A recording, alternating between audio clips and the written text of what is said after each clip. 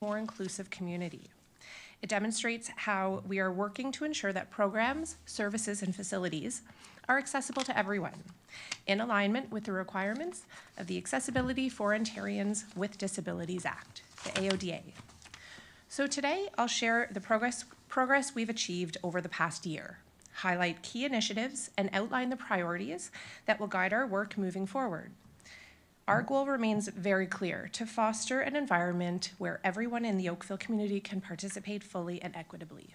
And I'm happy to say that I have a number of staff members with me to present. The AODA requires municipalities to have a multi-year accessibility plan and report annually on progress. This demonstrates our commitment to meeting those requirements and to removing barriers where they may exist, ensuring our efforts align with the Council strategic plan priorities of community belonging and accountable government. Accessibility is more than compliance. It's about creating an inclusive community where everyone can fully participate. That's why fostering inclusion is a shared responsibility. Staff, council, and community partners all play a role in building a sense of belonging. Our multi-year accessibility plan aligns with AODA and IASR standards, while the town's Inclusion, Diversity, Equity, and Accessibility Plan, the IDEA Plan, takes us further by outlining actions to make Oakville more inclusive over the next 5 years. Together, these plans spotlight the programs and services that support residents of all abilities and backgrounds. So both our multi-year accessibility plan and annual status updates are aligned with key areas mandated under the AODA to ensure continuous improvement. These are customer service, employment, information and communications, transportation, and design of public spaces. This year, there is a continued commitment to reporting, policy development, training, and procurement to enhance accessibility while continuing to meet or exceed requirements. Our accessibility policy and related procedures are posted on the town's website and available in alternate formats upon request. The accessibility policy was recently reviewed and updated, and a review of the related policies are on the work plan for the first quarter of 2026. As part of the commitment to accessibility and inclusive service delivery, I'd like to highlight a key enhancement to our reporting process. So this committee, the Accessibility Advisory Committee, the AAC, as outlined in its terms of reference, is tasked with creating an annual work plan, working to meet the objectives, and reporting annually to Council on the committee's achievements. To strengthen alignment and streamline reporting, we are now embedding the AAC's annual work plan and achievements directly into the multi-year accessibility plan annual status update. This change ensures that Council receives a comprehensive view of accessibility progress, which is inclusive of both corporate initiatives and the valuable contributions of the AAC. Staff believe this integrated approach will improve transparency, reinforce accountability, and better reflect the collaborative nature of our accessibility efforts. So looking at training really is a cornerstone of our accessibility efforts. Townwide training on the IASR and Human Rights Code continues for new and existing staff. Also for council, volunteers, and contractors delivering services on our behalf. We regularly enhance training and resources to promote inclusion, diversity, equity, and accessibility. Staff training emphasizes clear communication, especially when assisting individuals with hearing or vision impairments. This year, we strengthened specialized training.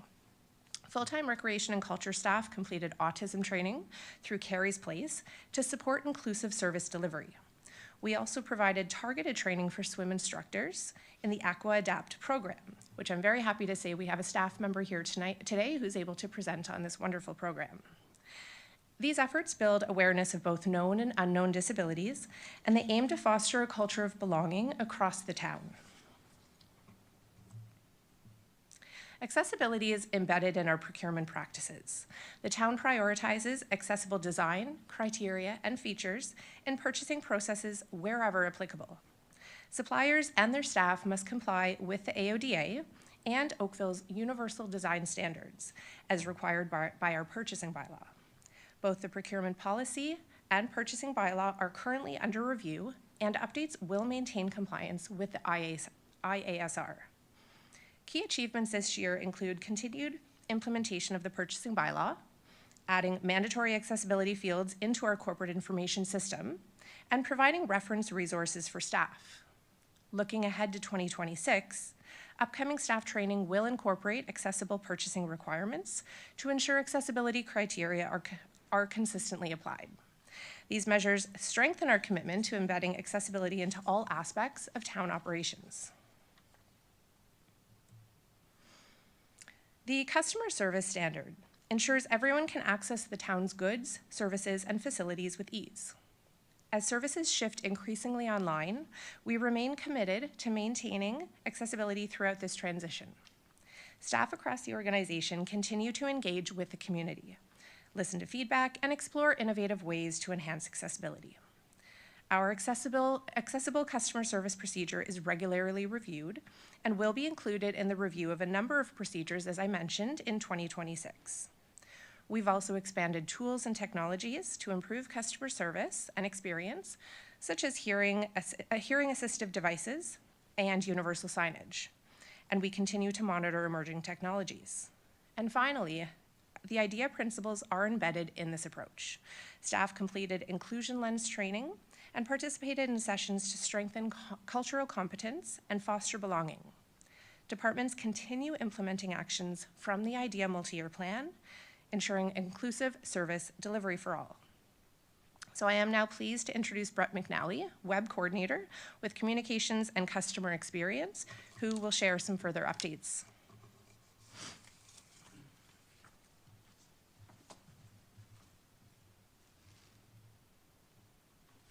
Thanks, Ari. Thanks for having me today.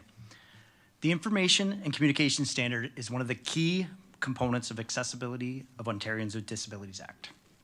It sets out requirements for how we create, provide, and receive information in ways that are accessible for all. The goal is simple but critical. Ensure everyone, residents, visitors, and staff have an equal opportunity to access information, to learn, and to participate in everyday life. The standard covers everything from our website and digital content to printed material, signs, and communication supports. The standard also includes how we respond to feedback and any requests we receive for accessible formats. But our commitment is to go beyond compliance and create a culture of inclusion where accessibility is embedded in how we communicate every day. In 2025, we made significant progress in meeting and exceeding the requirements of the Information and Communication Standard. We continued with our work to make our website compliant with WCAG 2.0 Level AA, conducting regular audits to identify and fix accessibility issues proactively.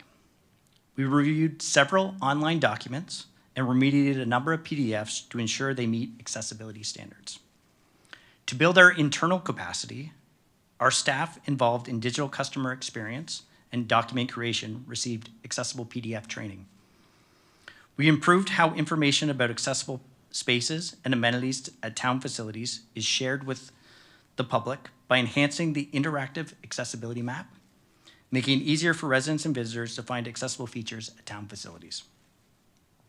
Staff received training on creating inclusive digital content across platforms, and we continue to promote plain language guidelines to make information clearer for everyone. We've also done a number of safety and awareness campaigns, such as a safe mobility during school breaks, crosswalk safety, and cycling safety, to promote accessible and safe travels for all our users. Looking ahead to 2026, accessibility will continue to be a priority. In the coming year, we'll maintain our commitment to digital accessibility and work on document remediation. Our refreshed customer experience strategy in 2026 will incorporate accessible principles, improving our customers' interactions with the town. And we'll explore tools to support internal wayfinding and planning, which will benefit both staff and the community. We're expanding supports for meetings, events, and feedbacks, offering multiple channels for feedback, including phone, TTY, mail, and accessible online format. Key documents will continue to include statements about accessibility available on request, And our videos will continue to have captions and transcripts as a standard with templates for consistency. Overall, we're committed to improving accessibility in 2026. We'll build on our achievements and keep improving accessibility across all communications channels.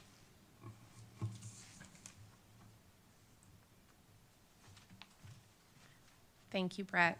So we have Heather Ray on the line, branch supervisor with the Oakville Public Library. Hi, can you hear me? We can. Thank you, Heather. Great. Hi, everyone. Thank you for inviting us to your meeting today.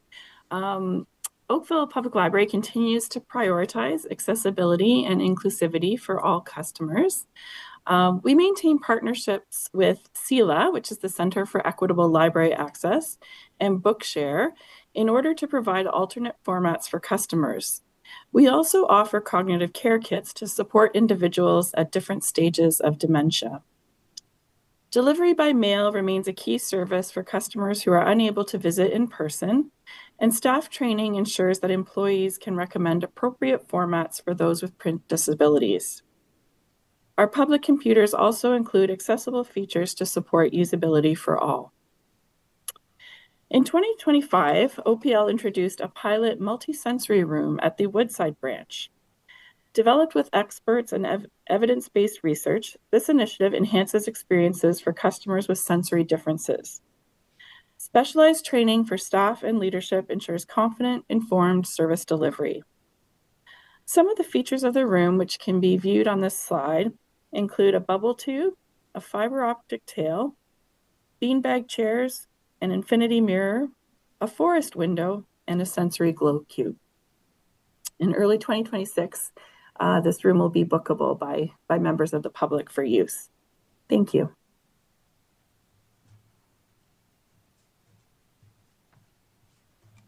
Thank you very much, Heather. So looking at the employment standard ensures our workplace and practices are accessible for all employees and candidates. In 2025, we focused on strengthening policies and procedures to remove barriers and support a diverse workforce. Our accommodation process remains a foundation. Individual plans are reviewed annually, and this year, just recently, we improved clarity by splitting the procedures into 2 documents and redesigning the intake form for faster, more informed assessments. Onboarding was also updated to be more accessible, including surveys for accommodation and emergency assistance needs. Recruitment practices continue to emphasize the availability of accommodations throughout the hiring process. We also advanced IDEA initiatives with training on accessibility, diversity, and unconscious bias, aligning with the IDEA multi-year plan. So now moving on to the next standard. The transportation standard outlines how the town will make it easier for anyone to use its public transportation services. And I am now pleased to introduce Martin Steger, Manager, Planning and Admin Services with Oakville Transit.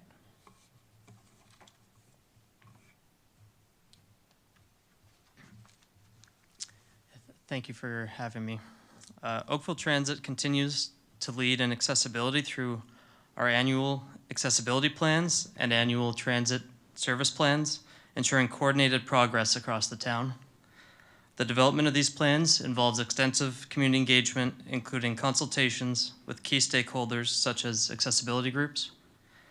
This approach helps ensure that accessibility improvements are informed by the lived experience and reflect the evolving needs of the community. In 2025, key milestones included expanding on-demand service to new neighborhoods, offering free transit for adult caravan members and their support persons, and enhancing flexibility through continued promotion of the on-demand app. We have also improved wayfinding with route number markers added to bus stop signs, installed digital information screens on the on-demand fleet, and implemented a procedural change requiring all drivers to lower buses for every customer to improve access for all. A comprehensive travel training guide will also be released in the coming months to support new riders in understanding and using our transit services. Infrastructure improvements like new and upgraded accessible bus stops. This includes bus stop landing pads and transit shelters, and remain a priority heading into 2026. Driver training continues to emphasize safe handling of mobility aids and understanding diverse accessibility needs with enhanced training for our caravan staff. These initiatives, along with collaboration on special transit and ongoing IDEA initiatives, such as our collaboration with Roads and Works on transit stop maintenance, reinforce Oakville Transit's commitment to an inclusive and accessible community. Thank you.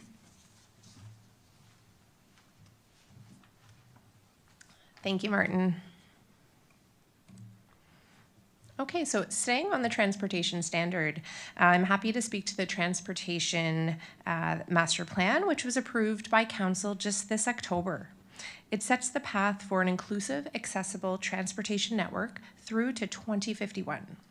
It uses a complete streets approach to ensure safe, accessible facilities for pedestrians, cyclists, motorists, and transit riders.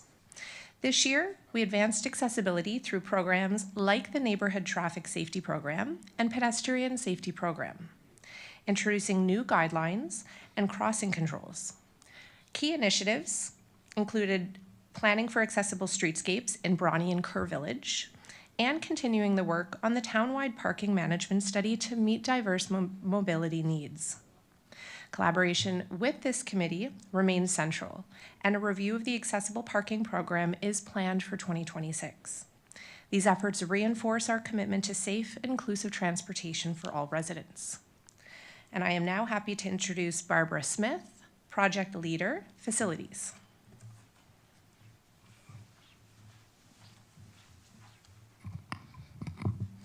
Good afternoon. The design of public spaces standard applies to new construction and major renovations, ensuring accessibility for all. In 2025, Oakville Universal Design Standards version 3.0 continued to guide projects, introducing features for neurodiverse individuals like restorative space and sensory adjustments. We also prioritized upgrades for washrooms and change rooms that don't meet current standards, and advanced studies for the downtown cultural hub to integrate accessibility into future designs. These efforts reflect our commitment to inclusive spaces for residents and visitors. Also in 2025, we renewed Rick Hansen Foundation Accessibility Certification for 5 facilities, including Town Hall and 16 Mile Community Center at gold level. We wrapped up the 4-year accessibility audit like motorized pool lifts, tactile indicators, motion-activated door sensors, and enhanced accessible parking. Washroom upgrades included support bars, adjusted heights, and door openers. Outdoor pool redevelopment now includes accessible entry features as a standard design element. Looking ahead, 16 Mile Sports Complex opens a library and pool design for full accessibility. We're targeting more RHFAC certifications and continuing upgrades like wave sensors, power door operators, and accessibility improvements at Glen Abbey and transit facilities. Pool accessibility enhancements will continue with support from the Enabling Accessibility Fund, and arena upgrades will include accessible viewing areas and washrooms.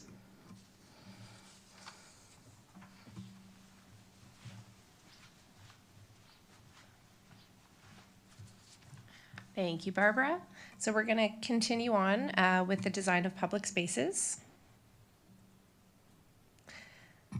This is with respect to the Parks, Recreation, and Library Facilities Master Plan.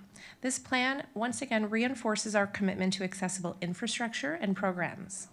In 2025, we expanded inclusive offerings like swims, skates, and yoga, introduced sensory kits and facilities, and extended park washroom hours for convenience. Outdoor spaces saw upgrades with accessible picnic tables and clear pathways. Bronte Beach redevelopment added a Moby mat for accessible water entry, and Wallace Park reopened with accessible washrooms and breezeways. Playground accessibility remains a priority, with annual surfacing, upgrades, and inclusive features like sensory play and wheelchair access. Coronation Park now features Oakville's newest fully accessible playground. Accessibility extends beyond facilities to trails and outdoor spaces. We're implementing a 10-year trail rehabilitation plan, updating design standards, and using an accessibility checklist for all new trails. Additional initiatives include converting limestone trails to asphalt, adding accessible garden plots, and upgrading splash pads and playgrounds with sensory features and shade.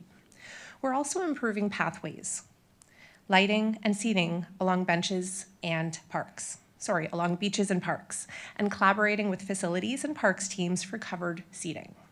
These efforts ensure safe, inclusive navigation and enjoyment of public spaces for all residents. So that concludes our presentation on the 2025 Annual Accessibility Status Update. This update will continue to be provided to the committee annually, highlighting completed accessibility initiatives, new priorities, and any legislative changes that may impact our work. And as I said, when the multi-year accessibility plan was first introduced, the 2024 to 2029 plan, it remains just as important today, and your insights are essential in shaping a more inclusive and accessible Oakville. We truly appreciate the ongoing commitment of this committee in advancing accessibility across our town. And together, we really are making meaningful progress towards creating a community that supports everyone. And as you can see, we have a number of staff here to answer any questions that you may have. And there are so many staff behind the scenes who aren't with us today that really work together to make Oakville accessible. Thank you very much. Thank you. Are there any comments, questions related to the report?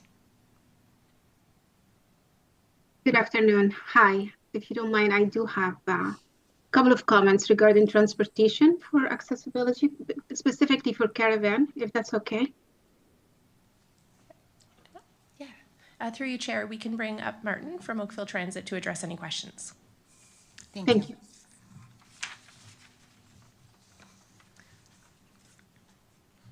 Hi, yeah, be happy to answer any questions you may have about Caravan. Hello, Mr. Stevens.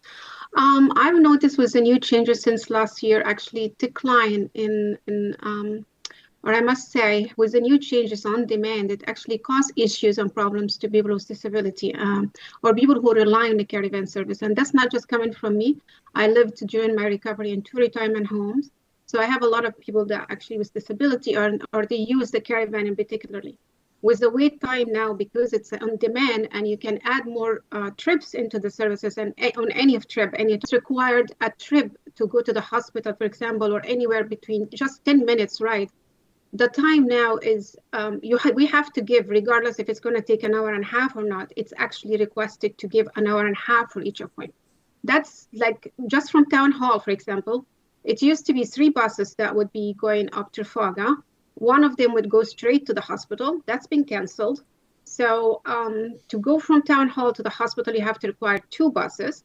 If you take the caravan, you're required to give an hour and a half before your appointment and an hour and a half after your appointment. When you go to the hospital, for example, for people with disability usually or mobility issue, they are regular visitors to the hospital. So taking 3 hours when you don't know how long an X-ray is going to take, it makes it very challenging to book.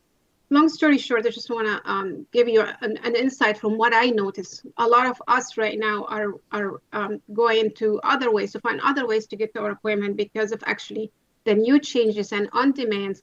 Before caravan, we were apply for caravan and qualify for caravan and specifically for us. Now being on demand and it's a high demand, you're required to be on the bus for an hour and a half minimum. You have to give yourself an hour and a half for each trip, even if it's just 5-10 minutes from your home. How is that helping? And are this being consideration, or is it going to be any difference lately? Or can priority be given to people with disability or mobility issues? Yeah, thanks for your feedback. Yeah, so the success of a caravan and on-demand has led to an increase in the use of the services, which is therefore, as you say, there is a bit of a, as demand is increased, there can be issues with making capacity to meet that demand.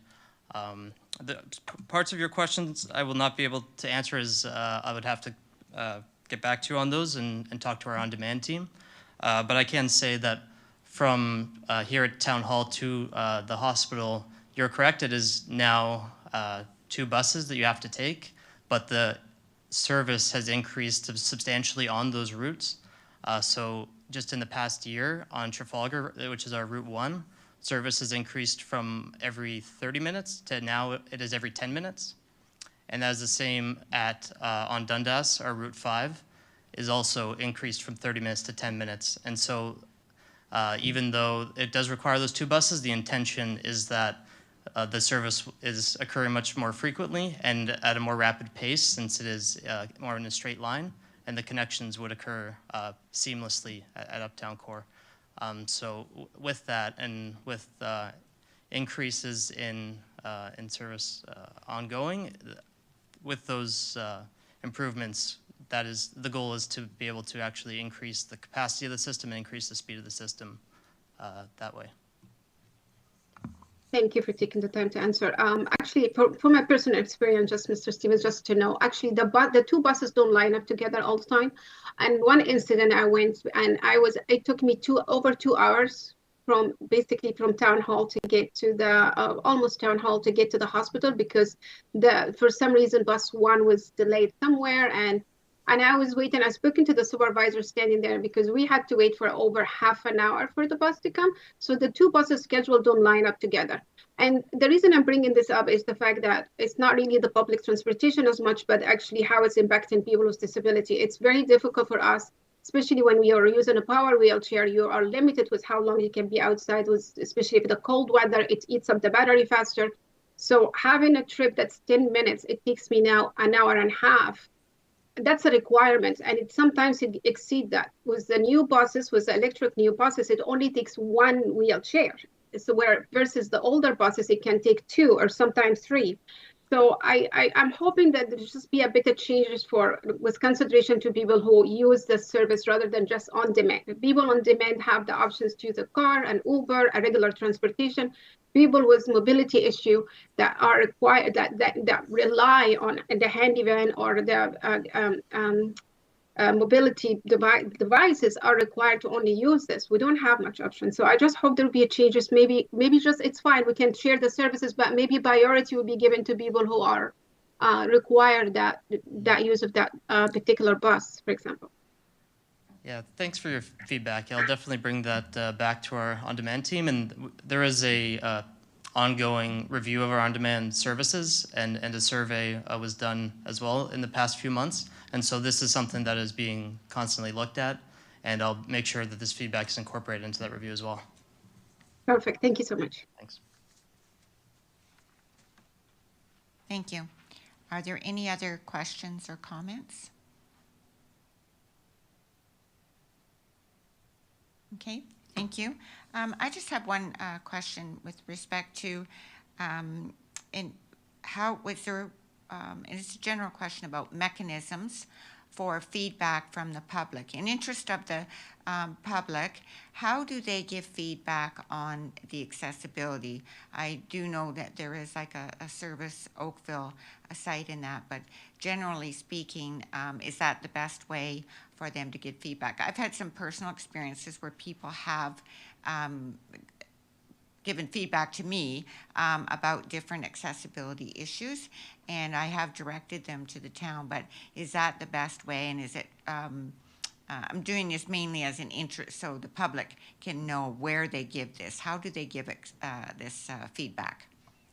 Thank you, Chair. I do invite Brett McNally to join us if he has anything to add, but the town's website does have a feedback page where there's multiple ways that residents or anyone in the community can provide feedback. So whether that is by phone, in person, or by email, there's also a form that they could fill out online.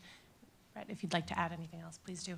Yeah, just in any way, to tell you the truth, if you want to contact Service Oakville, we can track it that way, and we get it to the right staff to improve the service and take the feedback and make any changes. Thank you. I just wanted that to be known to the public who are interested in this. Thank you. Okay, having no further questions or comments, I'm going to ask for a motion that the 2025 Accessibility Annual Status Report be endorsed.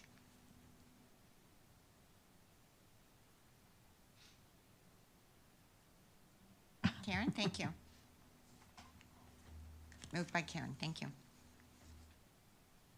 Okay, so moving on to our second item, the Adapted Aquatics Training for part-time aquatic staff.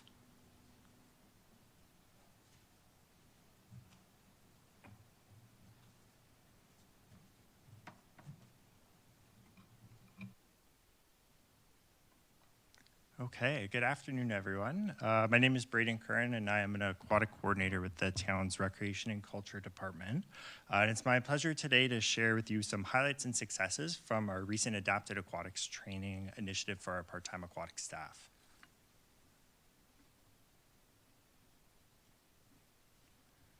So the Adapted Aquatics program is offered across all town aquatics facilities, and it provides a 30-minute one-on-one swimming lesson designed specifically to support participants with exceptionalities. Our instructors focus on flexibility, adapting each lesson to the participants' goals, interests, and individual needs. So we regularly review survey feedback provided by customers for all of our programs to improve the quality of the programs that we're offering. So when we reviewed the feedback for the Adapted Aquatics program, we did notice an opportunity for further staff training. A focus on specific adaptive strategies as well as communication techniques were highlighted as topics that would have the most significant impact to our team. This aligns directly with action item 15 in the Parks, Recreation, and Library Master Plan, and that is to engage with diverse and underserved groups to enhance inclusion, diversity, equity, and accessible supports and programming. By providing a training for our Adapted Aquatics program, we are actively supporting that goal. A 2017 study by Columbia University School of Public Health highlighted that children with autism are 160 times more likely to die from drowning than their neurotypical peers. The Life Saving Society, a Canadian organization dedicated to drowning prevention, also reports that weak or non-swimmers face a significantly higher risk of drowning. These statistics underscore why learning to swim is so essential for everyone. So we launched a pilot training initiative in June of this year for staff delivering the Adapted Aquatics program, and this started with 14 staff out of Glen Abbey Community Center. So after observing the successes that we experienced with this pilot initiative in June, we did roll out the training, further expanding it in September, with a total of 74 aquatic staff accessing the training in 2025. The training curriculum focused on a couple of key areas. So the first was understanding what adaptation really means and why it's important. Second, learning communication strategies to support participants with diverse needs. Identifying and addressing common barriers to participation was included as part of the training as well. And we also introduced techniques to support swimmer success. Finally, the training wrapped up with a case study exercise, giving staff the chance to apply what they had learned through a practical scenario.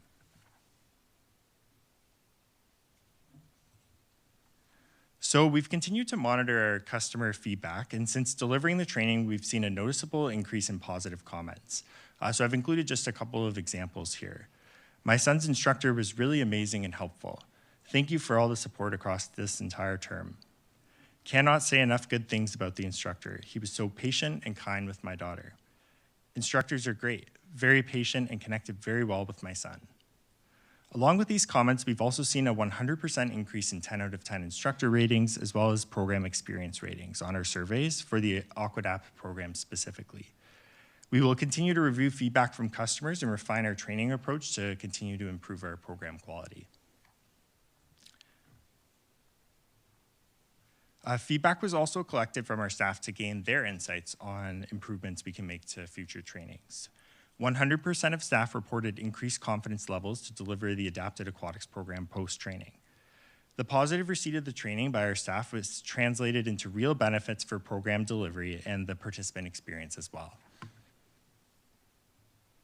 Now, as far as next steps go, we're really looking to build on the success of our 2025 training, and as part of the 2026 budget process, part-time staffing hours have been adjusted to support the continued delivery of this training, ensuring sustained program quality and staff preparedness. This investment supports maintaining high-quality instruction and reinforces the town's commitment to inclusive recreation programming. So that concludes my presentation. Thank you so much for your time, and I'd be happy to answer any questions you may have. Thank you. Any questions? Comments? Okay, well, thank you very much. And I'll just throw my hand up. Sorry, yeah. Okay, go ahead. First meeting, I'm online because I'm in BC. Thank you. So I guess I'll do the raise hand.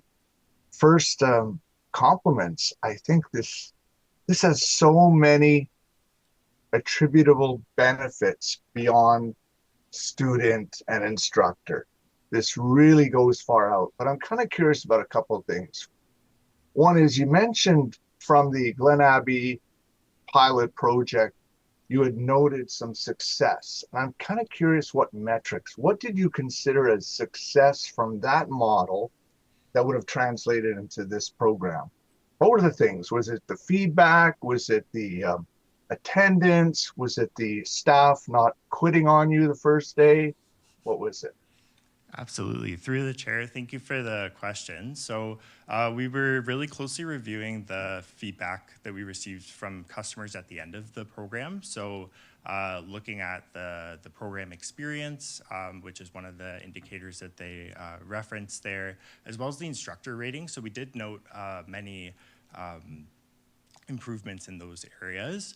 And further to that, we did initiate and request feedback from the staff themselves to kind of assess their confidence levels with delivering the program as well. And we noted improvements in that area as well. So that's based on those successes, that's how we made the decision that this was something we wanted to roll out across the town. Yeah, thank you. May I, through the chair, just follow up? It's not a direct question to that follow-up question, but I just want to acknowledge that and you don't need to really answer to this, or at least maybe address the complexity with it, which is you're attempting to obviously address some of the unique qualities of the student, and for that matter, the educator or the swim teacher. And much like in the school program, there's known, diagnostic disabilities, and there's others that are a little more subtle. And then, in the program with schooling, there's individual education plans, and the teacher might know a little bit about it, but the board won't let the teacher read the full report. So you're kind of, again, I'm speaking as someone who's either been in education or had a daughter who's visually impaired. You kind of don't know sometimes what those so-called exceptionalities or those parameters are. And you kind of want to ask the parent and or the student for that matter, but you can't really go there. There's a degree of discretion and privacy. So I guess I'm acknowledging how challenging it still remains for you to tailor your teaching to some of the, somewhat complexities of the students' initiation into swimming. I don't know how you go about it. Don't need to know. I just think it's something that's challenging. And to that end, I think the success of the program will foster an open awareness and discussion about some of these complexities or disabilities or exceptionalities that people have. Like, I don't think it needs to be so hush hush quiet. It's not a bad thing. It's a good thing. So when my daughter has to tell people that she's visually impaired, it's because they haven't figured out that the dog beside her with the guide dog harness is a guide dog. But, my point is, there's something that you're having to work through in your teaching, which obviously you're getting through. So thank you. Thank you very much. Great program. By the way, if you're a Canadian, I think you should skate, swim, and ski. Thank you. Any other questions? Okay. So no further questions. At this time, I'd like to have a motion that the presentation entitled Adapted Aquatics Training for Part-Time Aquatic Staff from the Recreation and Culture Department, dated December 2nd, 2025, be received. May I have a motion, please? Yes. Okay, was that Amity? Okay. Okay, thank you. Sure.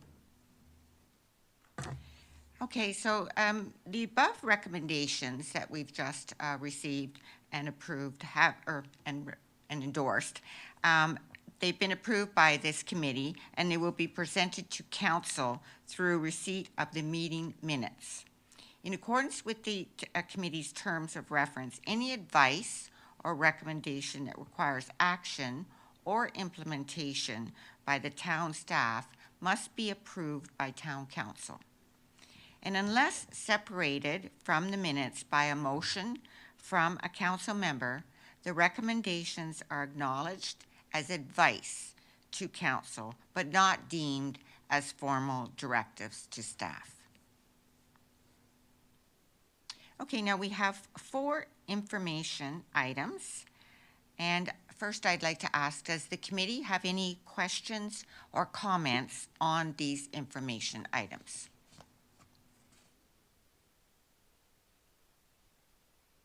Okay, no further questions or comments. What I would like to ask is that we have a motion then that the information items be received.